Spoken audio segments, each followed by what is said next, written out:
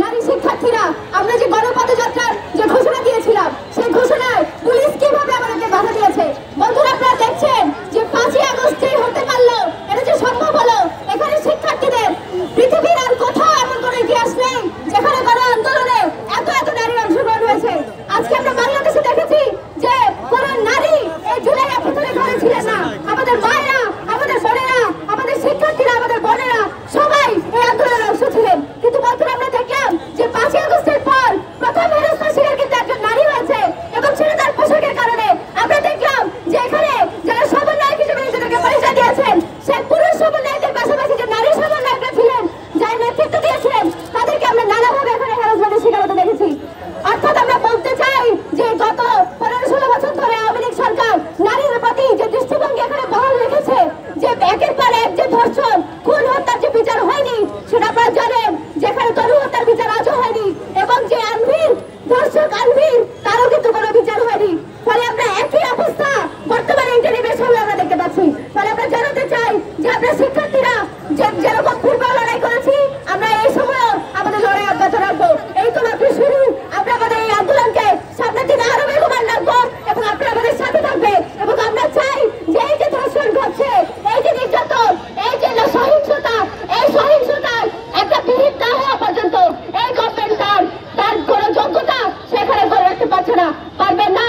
এবং এই স্বরাষ্ট্র উপদেষ্টা যে আসলে নারীর প্রতি এই যে নির্যাতনকে নিয়ন্ত্রণ করতে পারছে না, চারপাশে ভগবান যে নৈরাজ্যমূলক অবস্থান করে নিয়ন্ত্রণ করতে পারছে না, সে আবার বলছে যে এই অবস্থা এর উপর দায় চাপিয়ে দেওয়ার চেষ্টা করছে, কিন্তু তার নিজের দায় সে স্বীকার করছে না। আমরা চাই এমন অযোগ্য স্বরাষ্ট্র উপদেষ্টা তার এই পদে বসার কোনো যোগ্যতা নেই এবং অবিলম্বে তাকে পদত্যাগ করতে হবে। ধন্যবাদ।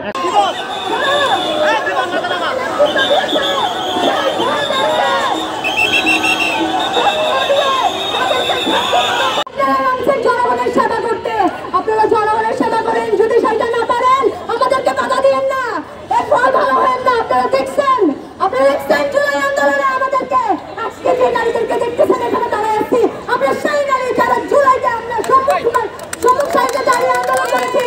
আপনারা আমাদেরকে বাধা দিয়েন না, আপনারা টিকতে পারবেন না। আপনারা জানেন জুলাই এসে পুলিশ লাঠি কেনা, আপনারাও টিকতে পারবেন না। আপনারা আপনাদের উপদেষ্টাকে শাসন যাতে এই দেশের শাসন ব্যবস্থাকে ঠিক করে, যাতে নারী নিরাপত্তা নিশ্চিত করে। আপনারা যদি সেটা না করেন আপনাদের অস্তিত্ব থাকবে না। আমরা বলে দিচ্ছি আরো যে যত দ্রুত সম্ভব দর্শকদের বিচার করেন। আর স্বরাষ্ট্র উপদেষ্টা আপনাকে বলি, আপনি পার পায়ে চাইতে পারবেন না, আমরা আপনাকে ছেড়ে দিব না।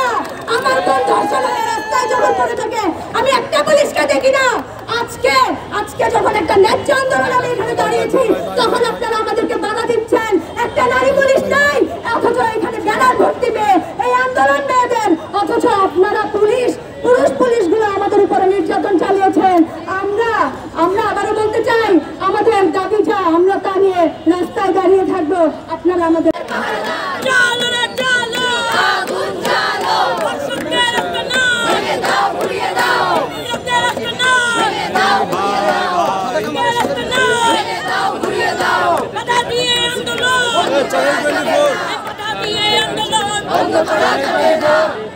আমরা এই পুলিশের আসলে অবাক হচ্ছি।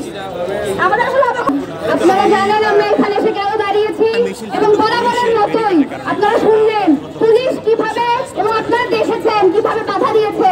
যে পুলিশের মূলত নাই নৈতিক কোন আন্দোলনে পাশে থাকার, বাধা দেওয়ার মূলত তার ঠিকই আছে।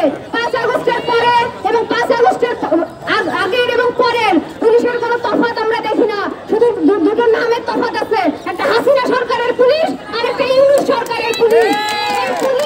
এই পুলিশদেরকে বলে দিতে চাই, যখন বাসে ধর্ষণ হয়, যখন একটা শিশু ধর্ষণ হয়, তখন আপনি কোথায় থাকেন? যখন কোনো নৈতিক আন্দোলন হয় আপনারা দেখবেন শাহবাগে নৈতিক আন্দোলন হয়েছে শিক্ষকদের, কিভাবে সেখানে তারা হামলা করেছে।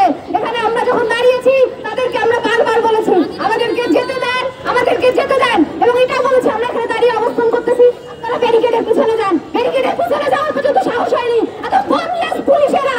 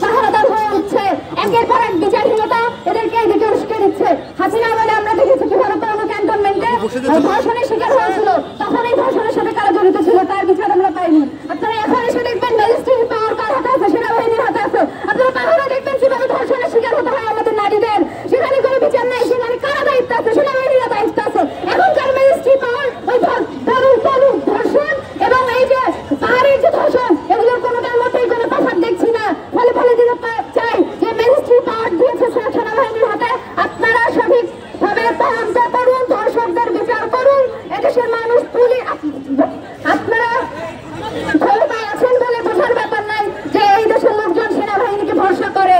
আমরা সেনাবাহিনীর চরিত্র দেখেছি, 5 আগস্টের আগে পুলিশের চরিত্র দেখেছি, প্রশাসনের চরিত্র দেখেছি।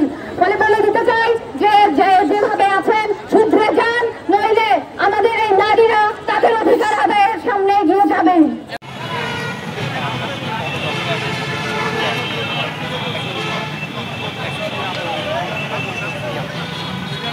আচ্ছা, আমাদের প্রথমত এখানে আজকের পদযাত্রার মূল বিষয় হচ্ছে ধর্ষণের বিচার চেয়ে আসা, এবং আমরা এসেই দেখলাম যে একটা ন্যায্য দাবির সময় আসলে মানে পুলিশ বাহিনী এবং নিরাপত্তা বাহিনী আসলে আমাদেরকে অ্যাটাক করায় ব্যস্ত, যেখানে আসলে তাদের ধর্ষকের বিচার করা তাদের দায়িত্ব ছিল। এবং ধর্ষিতা নারী যখন বিচার চাইতে যায় তখন তাকে হ্যারেস করা হয়, বরং সেই ধর্ষককে হ্যারেস করার কথা, ধর্ষকের বিচার করার কথা। এবং আজকে আমরা দেখলাম যে আমরা তাদেরকে এখানে আসার পর আমাদেরকে মিছিল আটকে দেওয়া হলো, এবং আমরা এখনও আমরা ক্যাম্পাসের মধ্যে আরও মিছিল চলমান রাখবো, এবং আমাদের এই 9 দফা দাবি যতদিন না বাস্তবায়িত হচ্ছে আমাদের আন্দোলন চলমান থাকবে। না, জানানো হয়নি, এখন অবধি জানানো হয়নি।